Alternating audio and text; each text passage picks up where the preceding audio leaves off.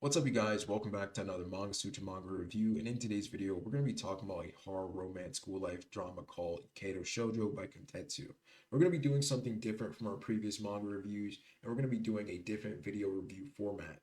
We're no longer going to be doing a page by page chronological recap of the first several chapters.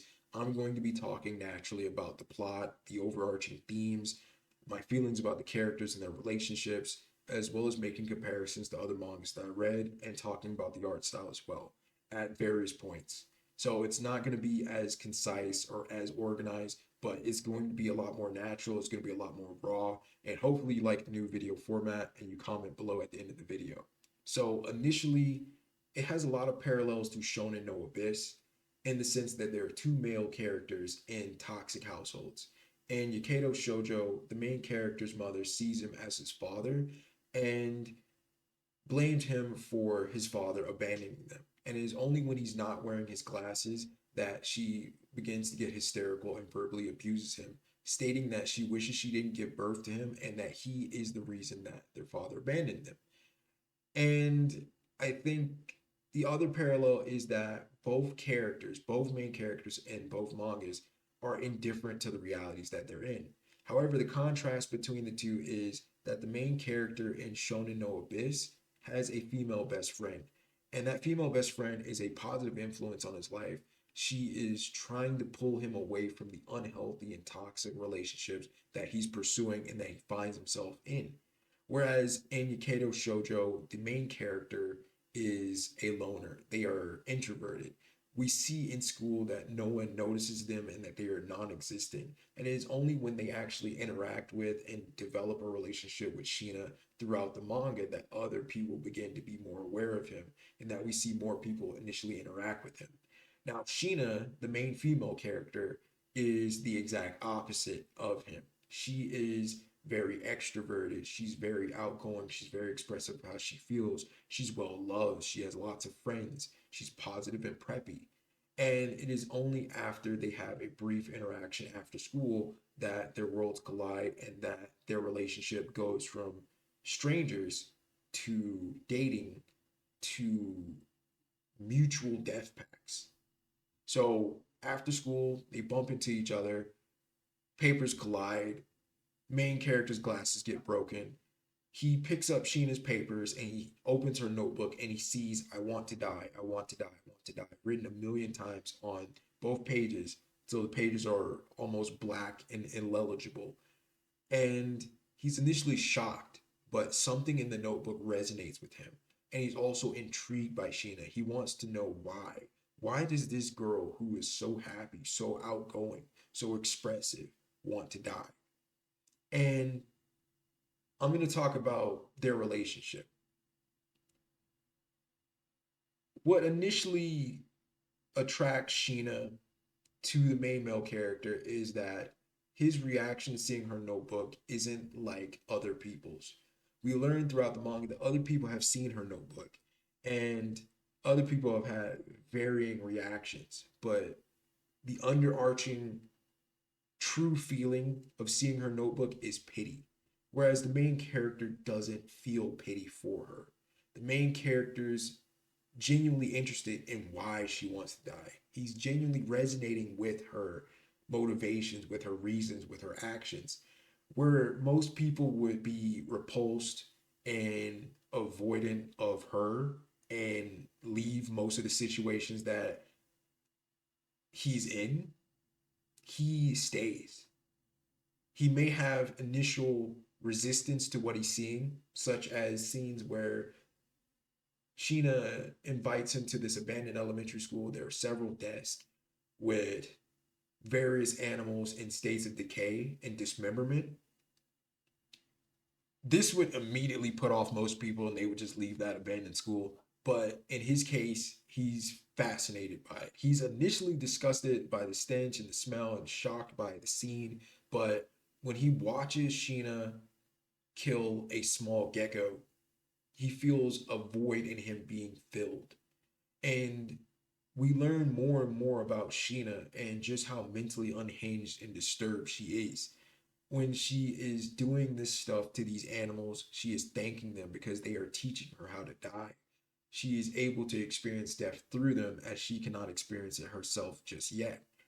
And I also want to talk about a parallel about Sheena's relationship with the main male character. It is very similar, in my opinion, to the main characters of Dead Tube. The main male character in Dead Tube and Mashiro Mai. The main male character in Dead Tube was an introverted nerd at a film club. He had a very strong moral compass of what is right and what is wrong.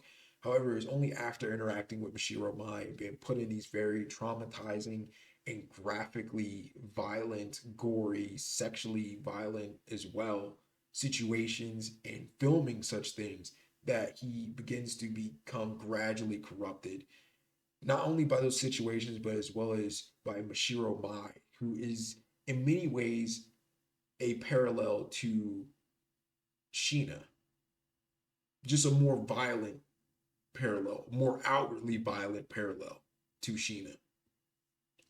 And I feel like their relationship dynamics are very parallel. You just remove the filming aspect and you remove the physical violence that's being inflicted upon other people in order to win and make money and stay alive. The same concept of being corrupted by this other character and going down this path to darkness is very similar. There's also another similarity between both the main characters from DeadTube and Yakedo Shoujo in the sense that the main character from DeadTube has this inner darkness within them, and it is only when we are about partway, quarter, maybe halfway through the manga of DeadTube that we see that the main character actually gets aroused and excited by the situations that they're now in. They're no longer morally repulsed or scared. They're actually aroused and excited and exhilarated by filming and being in these situations. And they're desensitized to the various situations that they find themselves in increasing frequency. Whereas in Yakedo Shoujo, we see this darkness right at the start where we see the main character strangling Sheena. And then also when he gets invited to the abandoned elementary school, there's a moment where he blacks out and he strangles Sheena and he feels good about it. And then when he finally comes to reality, he sees a brief glimpse of a woman's face. And then he's apologizing profusely to Sheena, and Sheena holds him. And that is hinting that there is a darkness in there to the main character, but it's just not yet to the surface the same way as it was for the main character in DeadTube. And in DeadTube, the main character made peace with it. I think the main character made peace with it and embraced that side of himself.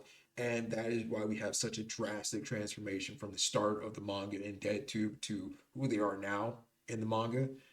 But right now, our main character in Yakedo Shoujo, right now I'm about 8 chapters in, it's not quite there. It's not quite there. They're not dark. They're not evil. There's a darkness in there. It's slumbering. It's just not there yet. It's not been realized. It hasn't been fully brought to the surface, and there hasn't been this confrontation with the shadow, as Carl Jung would say. Right? The shadow is like the repressed part of our personalities that we hide or we bury deep down in ourselves that we are either aware of but we push down or that we are unaware of. And there are various ways to interact with our shadows. We can assimilate them, we can confront them, we can come to terms with it, all of that type of stuff. So that's something. Another thing I want to talk about with their relationship is there is a potential conflict that might arise down the line. You see, as I am reading it, there is a mutual death pact between the two of them. However, there is various hints that this might not be the case later on in the manga, right? So Sheena has a childhood friend, Irie. Irie, when she saw the notebook, wanted to turn Sheena into a normal girl.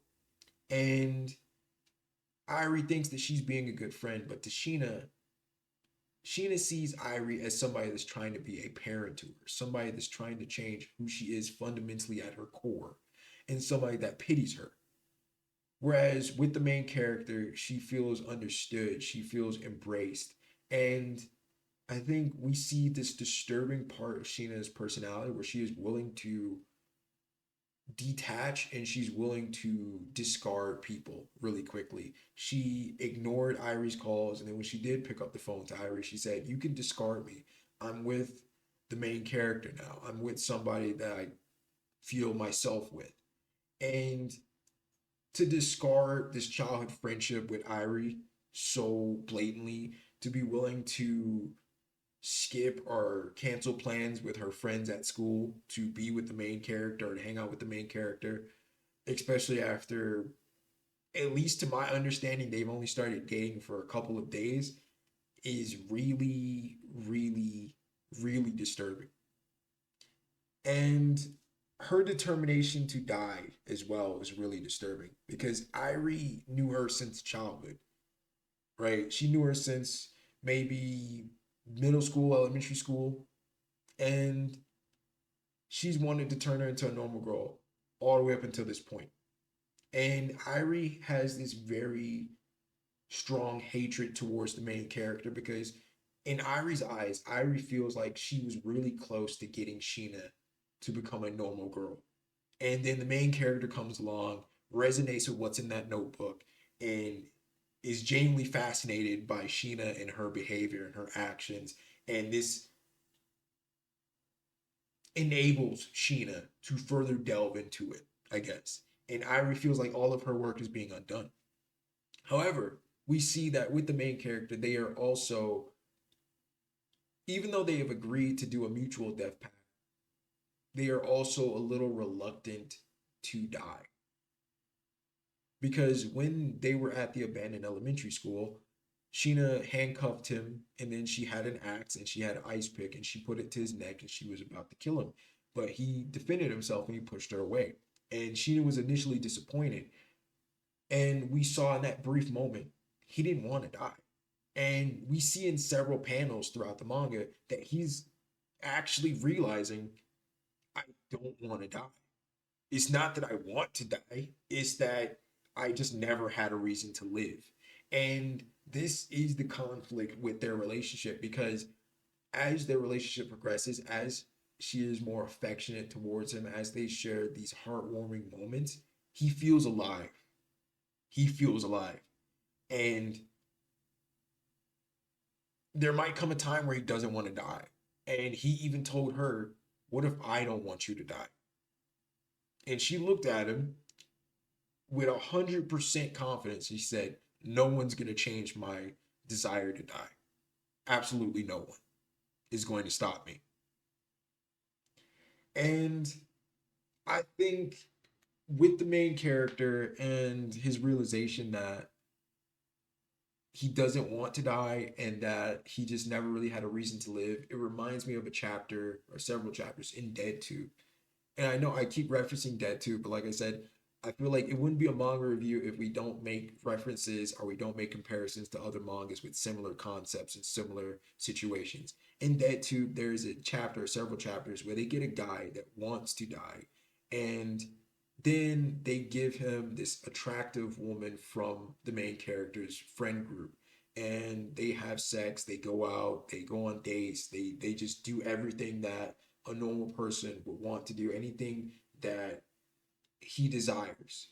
And he begins to enjoy himself. He begins to want to live. And the whole point of doing this was to get him to change his mind on wanting to die and then snuffing his life out and filming it. Now, Dead Tube is incredibly morbid, it's incredibly dark, it's incredibly gory. Um, if that is your type of manga, Dead Tube is definitely it. Go read that. Knock yourself out. I mean, I've read Dead Tube pretty far up. It's pretty out there, man. It's pretty out there. But that those chapters were pretty dark. Those chapters were pretty dark in my opinion. To get somebody that feels that way, to give them a meaning or a reason to live, and then to take that away and then to take their life away is incredibly dark. And I feel like the main character is going through something similar to that. They were non-existent to most of the world, and then now they are in this relationship with this person that is 100% focused on them, that understands them or resonates with them to a certain extent, and is giving them validation, that is acknowledging their existence and is giving them affection. And at the same time, all of us want to be acknowledged, all of us want to be loved, all of us. And I think to a certain extent love gives us a reason to live, right? So being in this relationship is making him feel alive, being around her is making him feel alive, but at the same time, later down the line, she wants to die and she wants him to die as well. So I don't know how do you balance that? How do you do that, and I don't know if I talked about it earlier in this video. I have the attention span of a goldfish, but in Shonen no Abyss, the main character also gets into this very toxic relationship with this older woman who wants to die and wants to make a mutual death pact as well. And at several points, other characters are trying to get him out of that. They're trying to get him away from her, you know? But there's this magnetic attraction between the two of them. And there is a similar dynamic going on here in Yakedo Shoujo. And the parallel that I will say that I've seen in, I think, the past 2 to 3 chapters, and like I said, I'm on chapter 8, chapter 9, is that there are lots of broken characters. In Shonen no Abyss, there are broken characters. In Yakedo Shoujo, there are broken characters. We see that the main male character has an ex, and she was in a toxic family environment. She still is in a toxic family environment, and that she is being physically abused by her dad. And that when they were dating, she sought refuge by staying overnight with him. In Shonen no Abyss, we see that there are many broken characters, many characters that are going through their own midlife crises and their own personal problems. And with the main character, they kind of vomit up how they are really feeling. They vomit up all of their concerns, all their frustrations with life. And it's just this large thought bubble, this strewn mess of words, just raw, unfiltered thoughts. And they just unload it onto the main character. And the environment is very similar in that regard, that you have these broken people. And I think like, I'm trying to figure out what I want to say here. I think with Yakedo Shoujo, it's really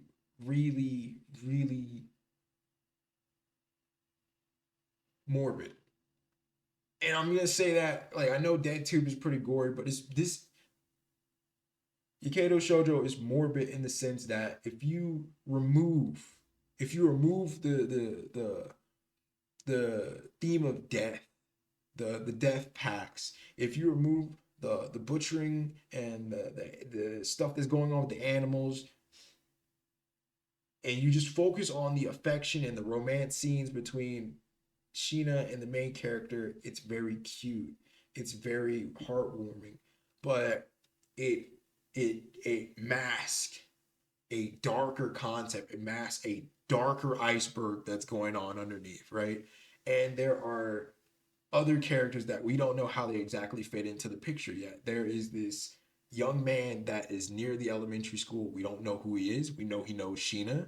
We know that Sheena used to like someone else, and that person has did something very traumatizing and violent towards her. And we see just how how psychologically unhinged she is, in the fact that she recalls that event as a lovely event.